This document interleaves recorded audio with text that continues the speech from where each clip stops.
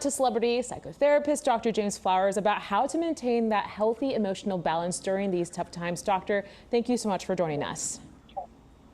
You bet, Marcel. Thank you so much. You know, we're seeing this problem across the spectrum of socioeconomic status. It's not just low income, it's high income and everyone in the middle as well.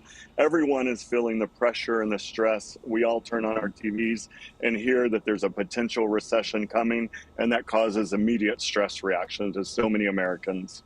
Yes, and let's talk about that. We've also been going through such a tough time. You know, we're still not out of this COVID-19 pandemic, and we keep hearing things like the monkeypox, and then now on top of this, a possible recession. So what is your advice to people watching right now to kind of keep that anxiety low for their mental health? Yeah, you know, the more we hear about this on the news, every time we turn on the news, we hear more and more about this potential recession. I'll tell you, though, that all the news outlets are also reporting that we have lower job rates than ever in history. We have more jobs that people are working more than history. Okay. We still have a stable economy.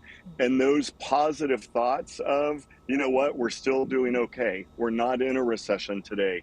Being present in the here and now and understanding that today we're okay and that hopefully we're going to continue to be all right.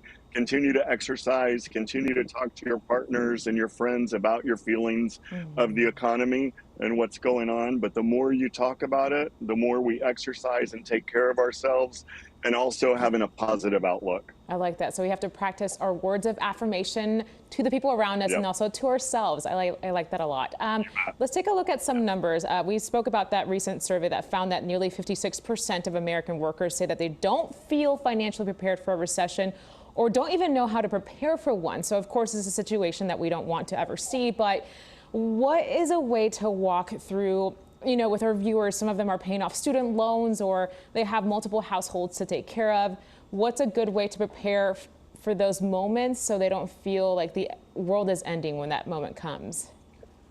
Absolutely. Think ahead, stay ahead. What I want everyone listening to do and what I want the audience to hear is get your checkbook out, open your computer and look at your accounts online.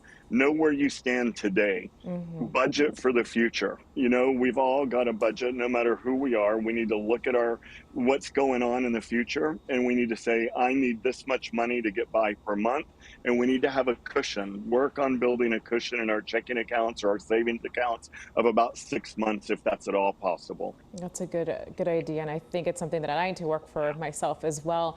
Let's bring up generational wealth. A lot of people in our Black and brown communities are barely getting to start that for themselves and their families. So what mental health patterns have you seen within these clients from these communities, especially when they're just taking care of their elders at that time? So that's more added stress. It is a lot more added stress and anxiety. It causes sleeplessness and it causes overall health concerns.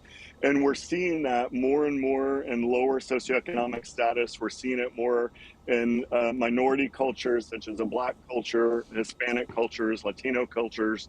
And what we need to do is bring our family in. We need to talk about it around the dinner table. We need to talk about our stress levels. We need to talk about our spending, and we need to talk about that budget and letting everybody know this is how much money we have to spend. Here's our responsibilities, and let's all pitch in during this moments of rough time so we can come out on the other side healthier and happier and financially strong. Most definitely. Well, doctor, here's another question. I feel like it's very easy to say this all now, but when you're going through that stress, a lot of people get introverted. They don't want to talk about it. So what's advice to people, you know, wanting to express that they're financially frustrated and stuck right now? What is good advice for them to take, and what steps should they follow at this time? Absolutely. You know, what I would do is, and what I tell everybody, I'm a huge mind, body, spirit approach. Talk to your church about it, talk to your friends about it, talk to your neighbors about it, talk about how we're feeling. Go do some yoga, do some meditation, and those positive affirmations keep us healthy and they keep our mind thinking in a positive upward direction and not a downward direction. All good advice. Dr. James Flowers, thank you so much for this advice and for your perspective on this very important issue. You bet. Thank you.